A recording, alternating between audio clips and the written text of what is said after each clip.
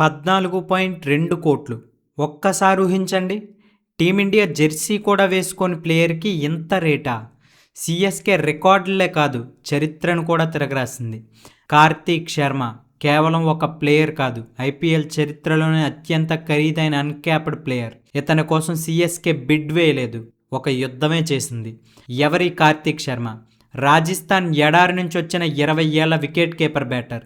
సిక్సర్లు కొట్టడం ఇతనికి ఒక ఆట, స్టేడియంని శాసించడం ఇతనికి అలవాటు. రంజీ డెబ్యూలోనే సెంచరీతో తన రాకని చాటాడు. టీ20లో 164 స్ట్రైక్ రేట్తో దంచి కొడుతున్నాడు. ఇతను బాల్ని టచ్ చేయడు, చితక్ కొడతాడు. ఇతను కళ్ళు మూసుకొని బాధేవాడు కాదు, class player, clean hitting, super keeping, ఒత్తిడిలో కూడా ఐస్ మ్యాన్లా ఉండే నైజం. ఇలాంటి ప్లేయర్కి 14 కోట్లు ఎందుకంటే సిఎస్కే కొన్నది ప్లేయర్ని కాదు, ఒక లెగసీని.